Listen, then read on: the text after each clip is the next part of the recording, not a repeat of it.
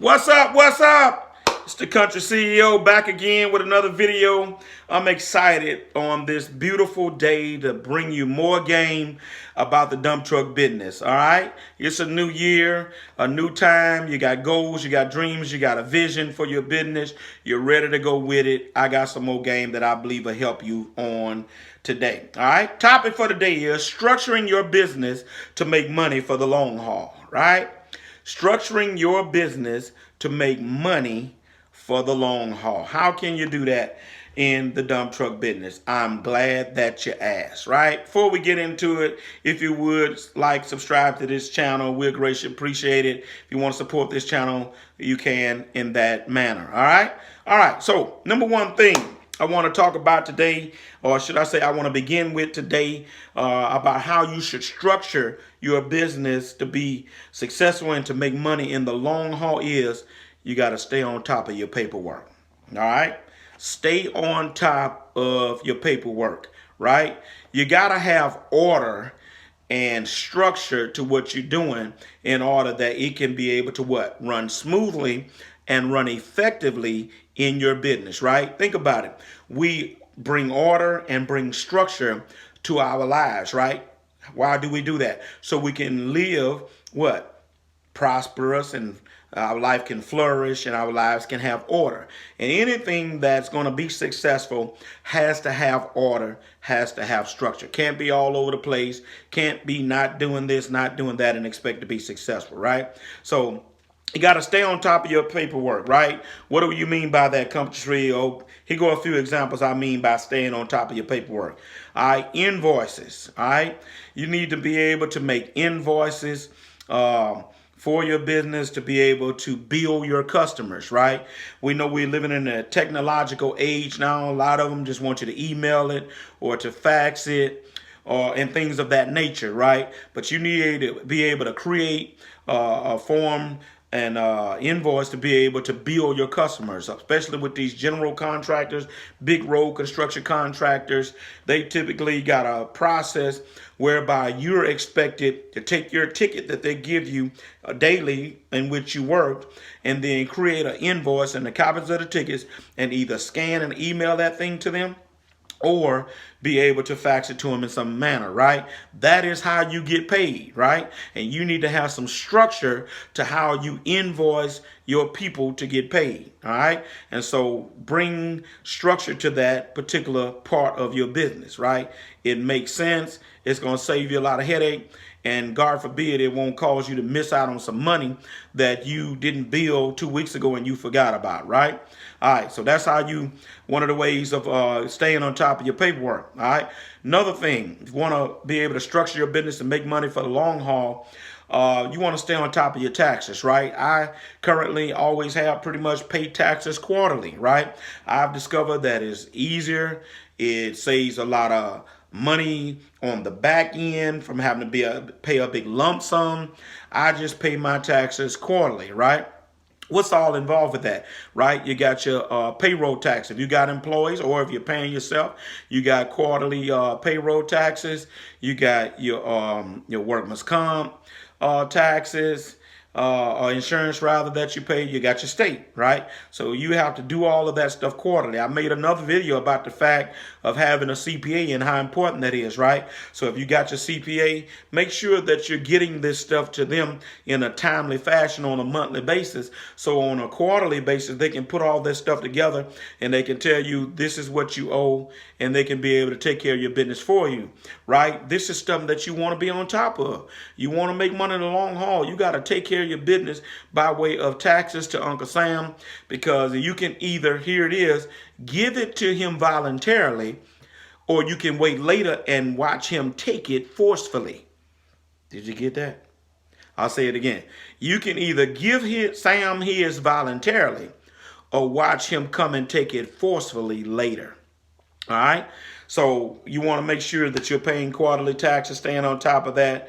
All right. W-9s. You want to make sure that you're doing W-9 for these different people that you're working for, because at the end of the year, they're going to send you a 1099 because you're operating as an independent contractor for them, right? All right, and so also by the time that you view this video, you may have seen one of my other videos talking about subcontracting. Well, if you are subcontracting, you want to make sure that you're getting guys that are working under you to fill out a W-9, because you're going to do the same thing. Your CPA is going to create W-9s or 1099s to give to them, right? Because you don't want to pay the taxes on an independent contractor. That's why you make them fill out the W-9 when they start working for you. Hear me well. Do not wait till the end of the year to send W-9s to independent contractors who may have worked for you. Some of them will disappear on you. Some of them will act like they haven't worked for you. Some of them won't answer the phone call. When they first come looking for work through you, make them fill out the W-9. That way you got the address, all that good stuff, and all you doing is just mailing out a 1099 to them at the end of the year, right? That's structuring your business for the long haul to make money. All right, staying on top of that thing. And then finally, if you got employees and if they're not 1099 employees, you're taking taxes out, then make sure you're giving your employees a W-2 at the end of the year. All of this is what? Staying on top of your paperwork, having some structure in order that you don't run afoul of Uncle Sam or taxes and things of that nature, right? I've seen that kind of stuff take guys out, be a big hindrance to guys. They're getting garnished here. They got tax levies on them because they didn't take care of their paperwork by way of structuring their business like that, right? All right. Insurance, right? Stay on top of your paperwork by way of insurance. Obviously, you want to keep your insurance current by paying it every month, keeping it up to date, right? Also, make sure you got enough insurance coverage, right? If you got a limp into the business, hear me, I'll say it again. If you got a limp into the business by not getting the proper insurance coverage, you might need to rethink this thing, right? You need to, at the very least, I'm suggesting $500,000 in coverage. Most companies are beginning to require $1 million. We carry $1 million down here. Before they even started going with $1 million in our area, my lawyer had already told me my second year in business, right? He had suggested that this is how you protect yourself, not only by forming the LLC, because I started as a sole proprietor. He says, get your LLC. We're going to do that for you, and you need $1 million of coverage, and you got enough to protect you in case anything happens, right? And so I'll talk about that later in another insurance video, but this is one of the things you need to do to stay on top of your paperwork to structure your business. Keep your insurance current, send your insurance certificates to the people you're working for. If you're subcontracting, make sure, hear me well, you got an insurance certificate on every trucker that's working up under you, right? Which segues me into workman's comp, right? If you got a subcontractor working for you, then he needs to be able to provide the fact that he's got workman's comp. If he does have a workman's comp, you need to take the workman's comp out of his check, right? Right? And because you're forwarding over that to your workman's comp provider, right? And then it's not uncommon for you to charge 1 or 2% higher because he doesn't have workman's comp in order to, because you're providing a service, right? And you benefit and financially just a little bit from that process. But here's what else I want to say about workman's comp. Make sure you got it if you got employees, right? Because if you got an employee and you don't have workman's comp and he or she goes out there and gets hurt on the job, then you can be sued. You're going to be liable for their bills and what nature. That opens up a whole can of trouble for you, a hornet's nest, however you want to term it, right? So if you got employees, make sure that you got workman's comp. If you're driving it yourself, you don't have to necessarily have one workman's comp, right? All right, so that's staying on top of your paperwork, right? Structuring your business to be successful and make money for the long haul, right? Well, what's another thing, CEO, to help us to structure our businesses to make money in the long haul? Well, develop relationships with these contractors, right? Develop relationships. What does that mean? What are you talking about, Country CEO? Well, developing relationships, what? Requires communication, right? Requires talking to these guys. You know, if you're working for a contractor, don't be ashamed to get out and have conversations, small talk, right? Getting to know them getting to know you, right? There's nothing wrong with bringing a dozen donuts to the office staff. on a job, right? Because typically some big jobs have a site trailer there, right? There's nothing wrong, right? You're building relationships. You want to get into a situation. They don't have to know all of your business. You don't have to know all of their business, but you want to develop a working relationship with them. And you do that by engaging first in small conversation, and then you might bring some donuts and orange juice to the job site one morning. You ain't got to do it every morning. You ain't got to do it every week. But you're showing them how much you appreciate, right? All right. This is how you structure your business. You develop relationships with these folks, right? So they can know you on a first name basis. How do I do that, right? Some of you may be wondering, okay, I hear you, but how do I accomplish that? How do I develop these relationships? Communication, I gave you one. But in order to communicate, you need to be personable. Personable. There are stoppages on jobs where you're just sitting in the truck, right? Get out of that truck and go talk to those workers, right? If it's not the head guy, talk to the workers on the job. Get to know them. Let them get to know you, right? Some of that good old deer meat you cooked last night that you brought for lunch, offer it up to some of the guys. Some of that good, that might be a South Louisiana thing. Some of that good alligator, whatever it is, that delicacy that your area provides. You done brought it for lunch. You might say, I'm going to think about this guy. I got this old deer roast, killed a deer last week. Let me bring this deer roast and offer up some of these guys. Man, you'd be surprised how that builds relationships. Like, oh, that guy's cool. But you got to be personable. You can't just sit in this truck all day, and even at the stoppages and intervals where it's time to talk, or during lunch break, they all sitting out eating their lunch. Bring your lunch out and sit around on 5-gallon bucket and eat your lunch with them and talk to them guys, right? I'm telling you, relationships are the key to growing and scaling your business, right? Because when people get to know you and know you for who you are and you get to know them, it helps with communication. It helps with everything, right? I'm telling you what has worked for me. Be personable, but then be proactive, right? Be proactive. That's how you develop relationships, right? I kind of gave you a little bit of that in the last piece, but go forward, be aggressive with it, not too aggressive to where, you look like you're a stalker, but be proactive with doing things. They shouldn't have to ask you to do certain things, right? If you see a need on the job, do it. If you need something that needs to be done, go ahead and do it, right? Be proactive in building that relationship and in things that you could do for them that not necessarily cost you anything. It's just common courtesy, right? Show them that you care much about this job as they do, right? All right, give you an example of that because some of you may not understand what I mean. If there's a piece of rebar on the job that you see sticking up that's going to give somebody a flat tire, right? And instead of you could go and tell the dozer guy, hey man, got some rebar over there. You might want to run over there with the dozer, come get that. No, stop your truck, get out the truck, get the rebar up if you can and chunk it out the way. What you did is just saved you a flat, but you saved everybody else a flat or potentially tearing up somebody's truck. That's what I call being proactive. If you see problems on the job, handle that, right? That's how you build relationships. Because trust me, somebody's always watching and they're going to see this. Okay, that guy really cares about the job, right? So be proactive. Be personable, be proactive, but be prepared, right?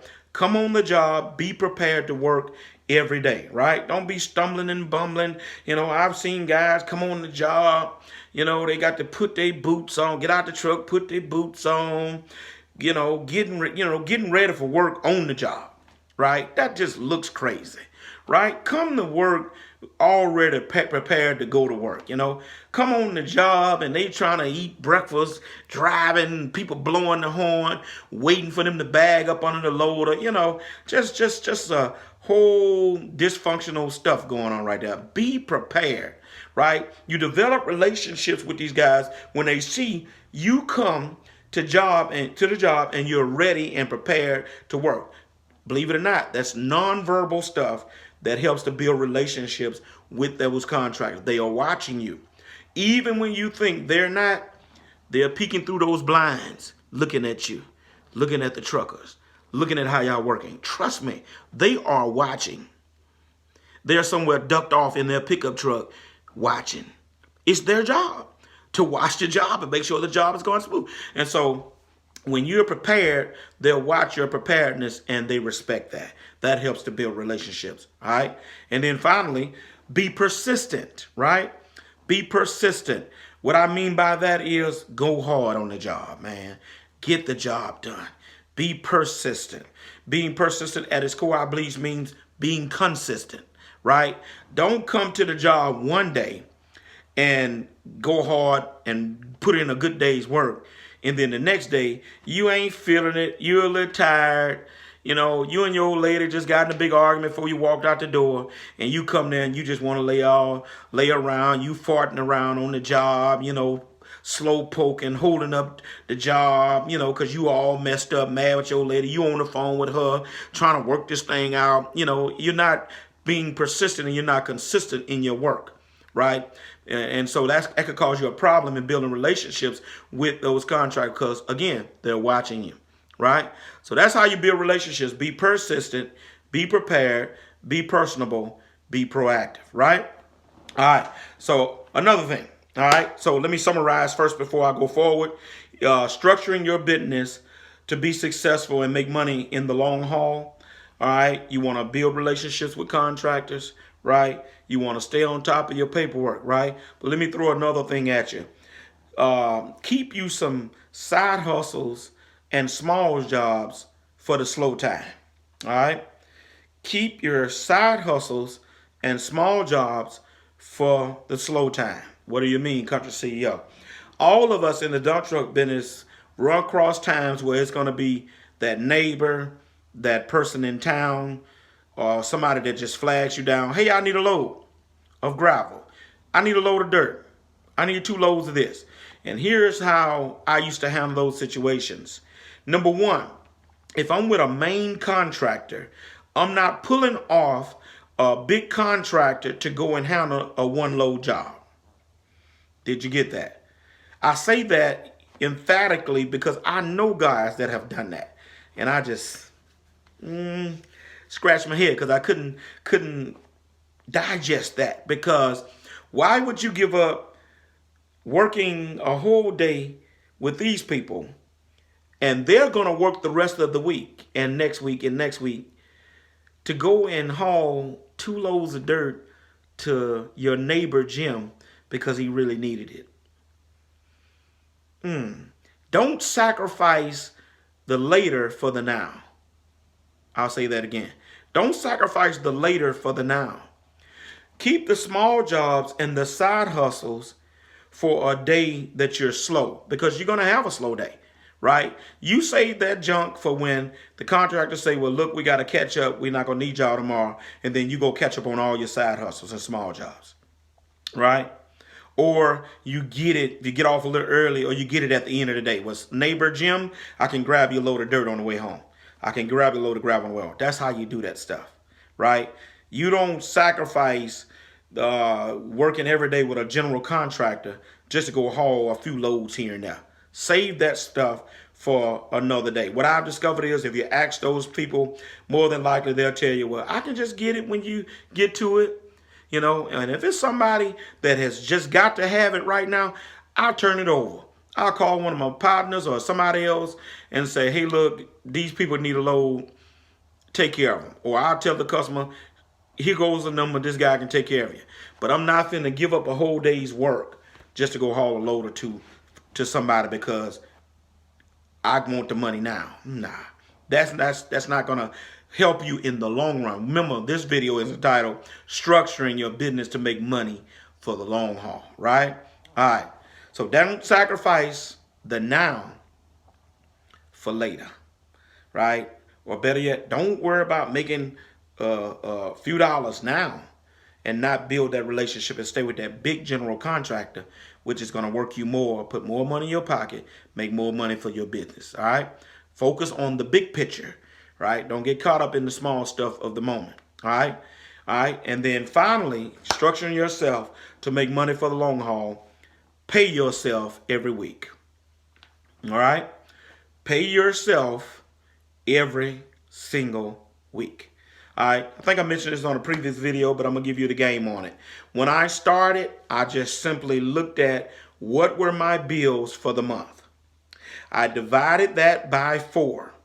And I came up with a formula that said that I need to pay myself, I'm going to just give you a figure, $400 a week. And this was just starting, right?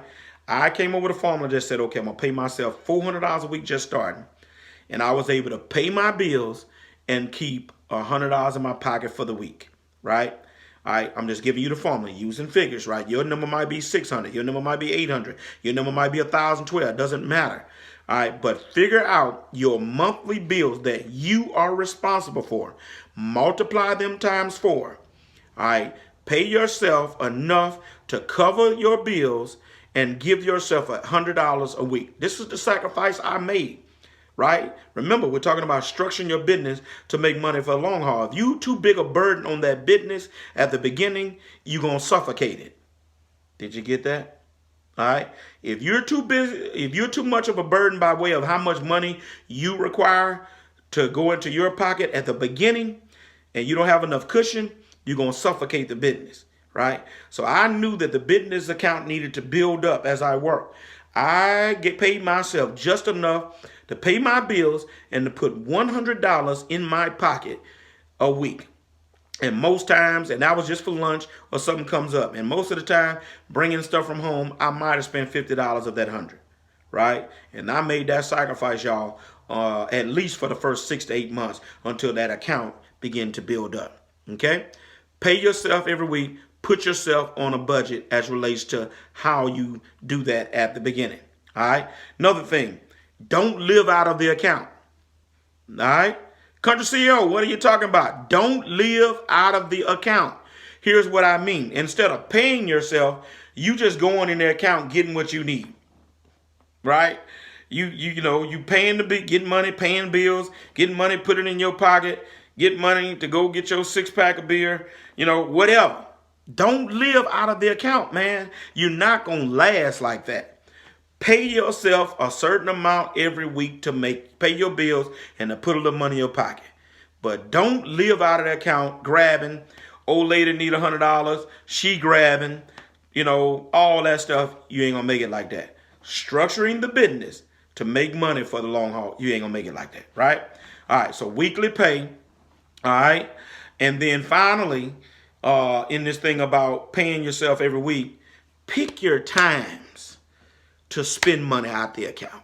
I know you're doing good. You're seeing this money build up, 10,000, 15,000, 20,000. It's growing. I'm going to give you a formula how I used to determine when I could go and just splurge $1,000 on something. Here's what I determined. Number one, I set a benchmark. The account needed to have a certain amount of money, right? Let's just use figures. The account needed to have $15,000. This is business operating account. Needed to have $15,000 in it, right? Let's just say I made that a benchmark, but set a benchmark. I would make a benchmark, all right? Then this is what I would look for. Listen to me carefully. Benchmark of a certain amount of money. Let's just say that number is $15,000. And then this is what I would look at. I had a good week last week. I'm working currently on what looks to be a good week. And then I already know where I'm going to be next week. All right? Did you get that? Let me explain that to you. In order to determine when I wanted to splurge a little bit and spend money out of the operating account on something nice for me, myself, and my wife, and my family, I would set a benchmark of how much needed to be there. Let's just say that number was $15,000. I would need to have already look at last week and say, okay, I made $4,000 last week. I need to already be in the midst of a good week currently, meaning I'm already made 3 days this week, and I know I'm going to make Thursday and Friday. I'm going to make another $4,000 this week. And then I done talked to this contractor, and he has already told me we're going to be out here next week, right?